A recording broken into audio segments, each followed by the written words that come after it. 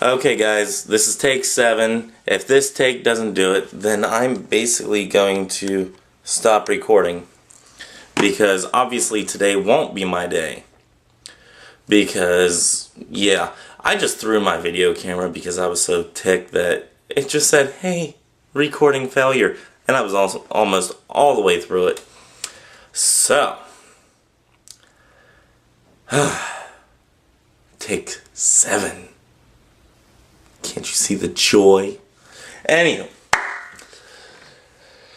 this week we are talking about the Akashic Records. If you're not familiar to this channel, my name is Rich. I am your Monday host on the Pagan Perspective, at which channel you're tuned into.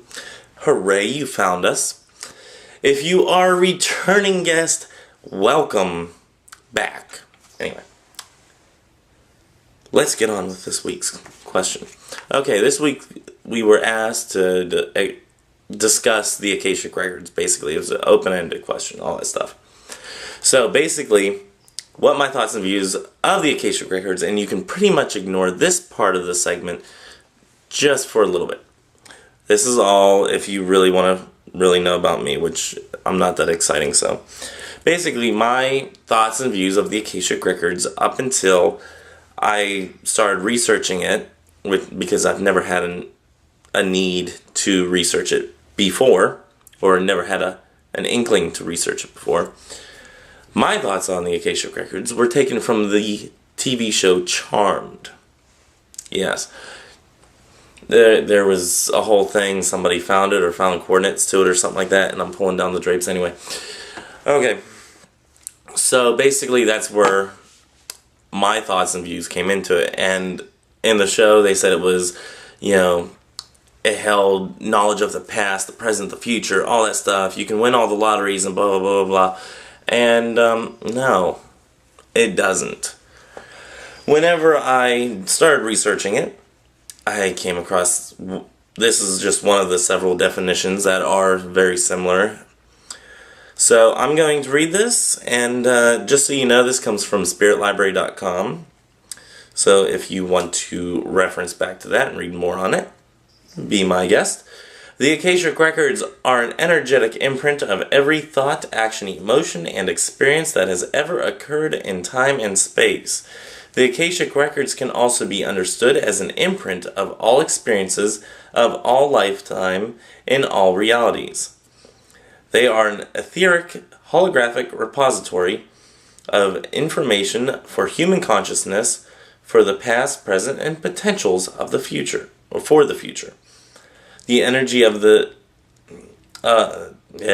energy that makes up the Akashic Records is the energy of love. The knowledge contained in the Akashic Records is imprinted upon a subtle substance called the acacia, which describes the energy of love that permeates and creates everything in the universe. So basically, the Akashic Records are imprinted on every part of everything and can be accessed at any time, is basically what that's saying. It's, written down in our DNA, so to speak, except smaller. Smaller print, real small print, can't read it. Terrible on the eyes. But the only way to access it is through the astral plane, because can you imagine having a library that big? Too big.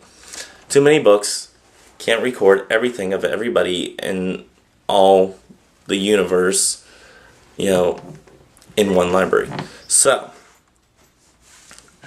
it is in the astral plane. You gotta go there to read it, to view. I'm waiting for the movie version to come out. But anyway, gotta go there to read it. Most of us access it on a daily basis, and it's called intuition. You know that you shouldn't touch a burning stove because you shouldn't touch a stove because you think it might be hot, but it doesn't look hot. But you put your hand on it and you get burnt, and that's your intuition saying, hey, maybe I shouldn't do that. So, lesson being, listen to your intuition. Listen to the Akashic Records whenever they do, arise. But that's not all the lesson. So stick with me here. I do have a point, I swear. The Akashic Records can be accessed through meditation if you want to control the access to it. So you want to look up something specific of the past, present, or the possible futures. Meditation, spirit guides can be used, stuff like that. You know, the normal stuff. For us, at least, it's normal. So that's how you access them. Like I said, it's not a physical thing that you can touch. And let's see. That's pretty much all that I have there about the Akashic Records. I did do a good bit of research. I'm pretty tuckered out from trying to make this video because it's like 7 times, dude. It's getting old. I had to throw my video camera because it's just not dealing. It's not dealing. Anyway, so that's all I have for you this week. Hopefully Cara can, because she so eloquently, you know, puts every single video together, maybe she can actually explain it a little bit better than I can. But I think I did okay. If you don't think I did okay, write it down in the bottom bar. Please keep it civil.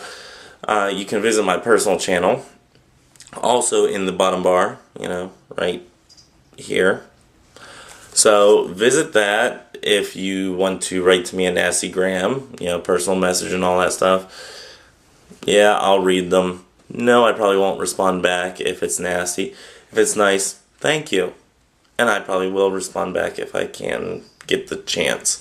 So, until next time, like I said, just keep it civil. Until next time, may your ancestors be with you. You know, have a great day and better tomorrow. Almost forgot my catchphrase, all that stuff. Guys, have a great day. Bye-bye.